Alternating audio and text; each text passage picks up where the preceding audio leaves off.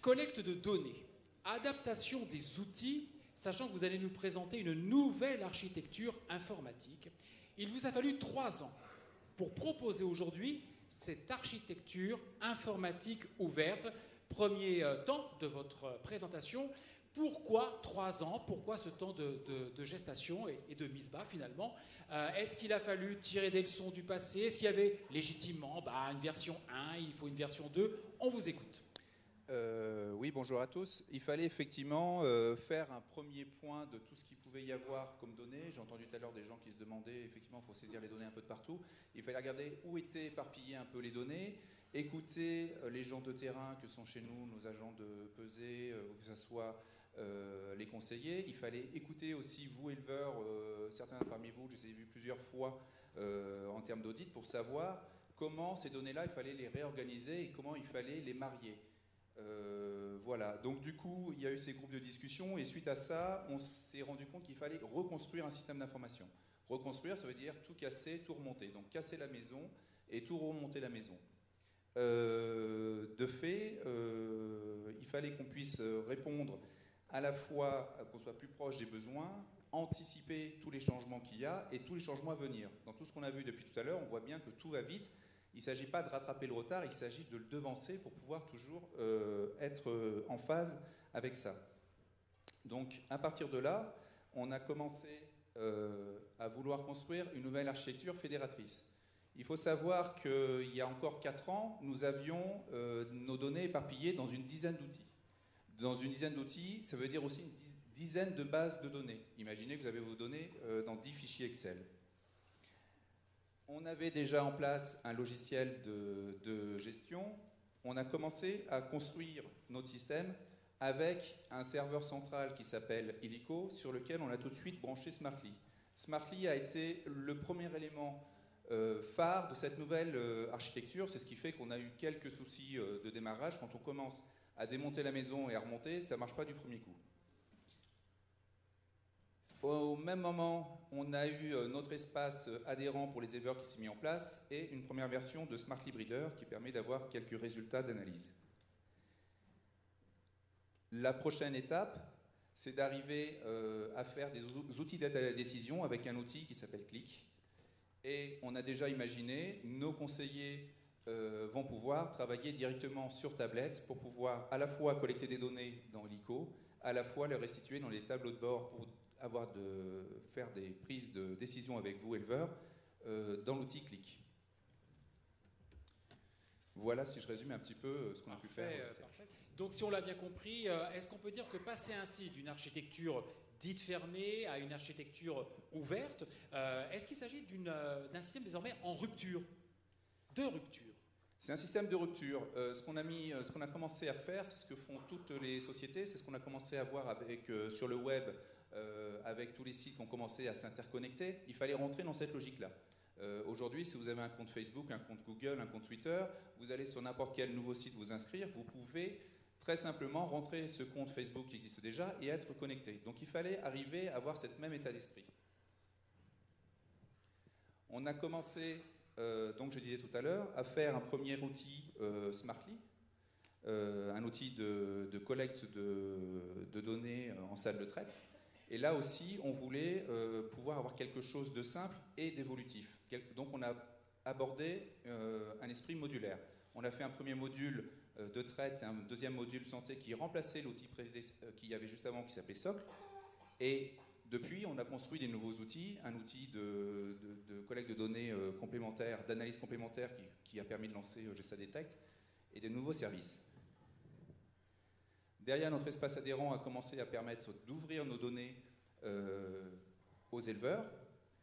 Et dernièrement, on a commencé à construire Illico Conseil, que les conseillers utilisent depuis peu, qui est la première brique pour eux, logicielle, assez importante. Derrière, on a profité, il y a eu une co-construction d'un outil de parage sur tablette. Et ensuite, on a commencé à créer des outils d'aide à la décision sur l'outil Click. On l'a vu tout à l'heure, on commence à s'intéresser aussi à tout ce qui arrive demain. Donc ce sont les objets connectés. On a commencé à rencontrer des sociétés qui proposent des choses, des capteurs, etc., pour voir comment on peut amener ça demain dans l'élevage. Et dernière chose, c'est la plateforme collaborative. Je suis assez content d'avoir entendu ce qu'ont dit les fabricants de robots tout à l'heure, parce qu'on est exactement dans le même état d'esprit. Il ne s'agit pas, et pour répondre à un des éleveurs qui disait ça tout à l'heure, il faut ressaisir les données, il ne s'agit pas de vouloir garder la donnée, il s'agit de la partager. Et le partage se fait par les plateformes collaboratives. Parfait.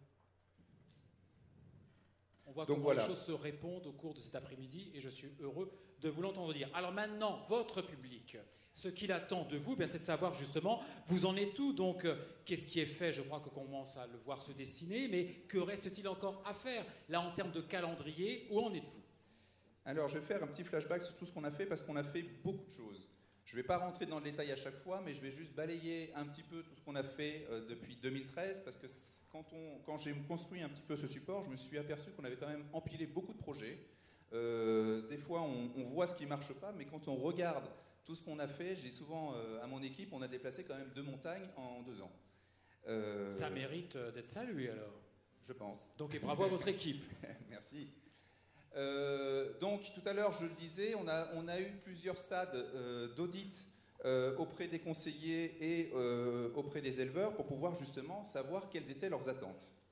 À partir de là, on a commencé à élaborer cette architecture que je vous ai présentée tout à l'heure, assez ouverte. Et le premier chantier important a été de commencer à fédérer les données.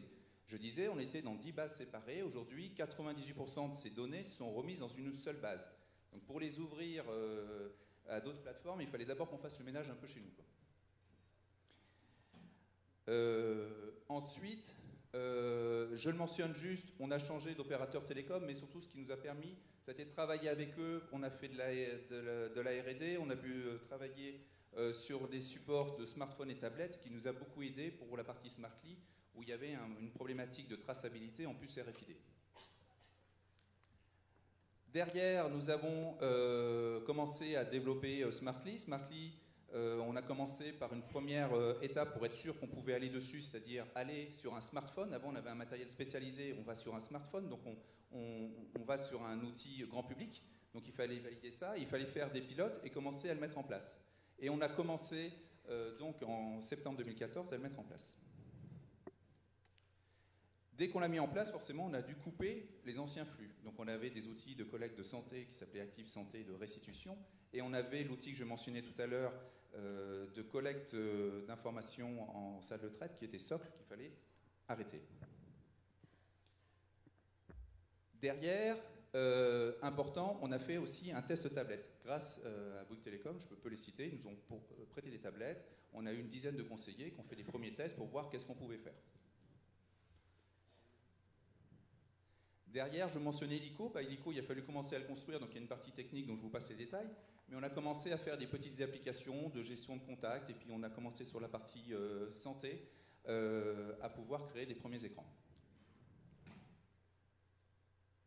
Le site web de Ellipse en 2014 a été remis un petit peu à jour, notamment pour avoir une version mobile. Il fallait qu'on soit cohérent là-dessus. Et voilà, sur ces 2 années déjà, ce qu'on a pu faire, c'est-à-dire c'était un peu les 2 années de balbutiement.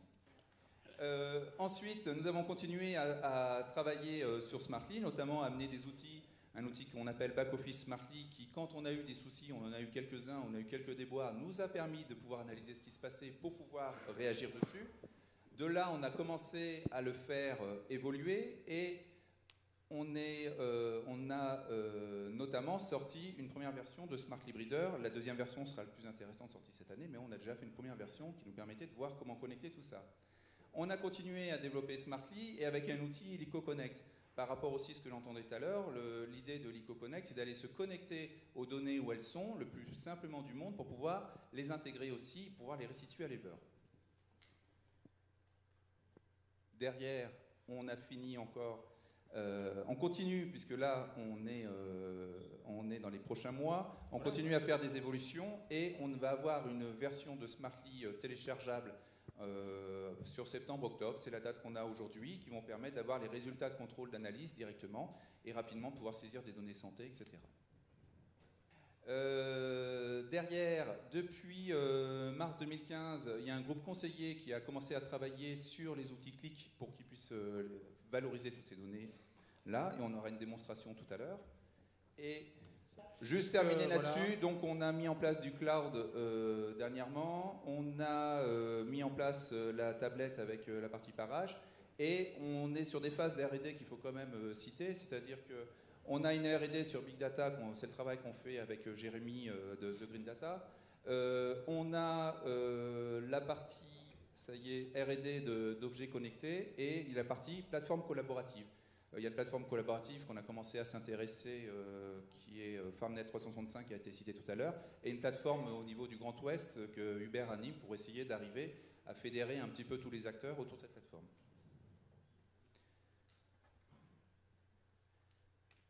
L'année prochaine, de manière assez synthétisée, on a des évolutions de SmartLeak qui vont arriver, on a Illico Connect aussi sur une version un peu améliorée, et la partie clic conseillé va sans cesse évoluer. Il faut savoir que c'est vraiment un outil qui est en rupture, donc on va être en mode itératif, j'ai entendu quelque chose de similaire tout à l'heure dans des présentations, pour pouvoir justement avoir une première version simple, et après c'est les conseillers qui vont nous faire leur retour pour pouvoir nous dire bah, il nous manque ça, ou je voudrais ça en plus, ou ça a évolué, et on va faire sans cesse des évolutions. On ne sera plus dans un outil qu'on construit pour 10 ans, on sera dans un outil qu'on démonte et qu'on remonte en permanence, en mode Lego. Un véritable, j'allais dire mécano, parfait. Tout à fait. Voilà Serge. Eh bien de quoi peut-être plus que jamais, tout de même, on l'a bien compris, vous aviez évoqué d'entrée de jeu dans votre présentation, Laurent, et bien comment il a fallu tout déconstruire, tout casser pour tout remonter, mais avec, je crois, toujours, plus que jamais, l'éleveur tout de même dans votre prisme. Depuis le début, c'est la motivation. Depuis le début, sa motivation, c'est de repartir de l'éleveur. L'éleveur est vraiment au centre du système d'information et on construit autour tous les outils pour pouvoir capter la donnée et la valoriser et l'ouvrir aux partenaires à travers les plateformes collaboratives.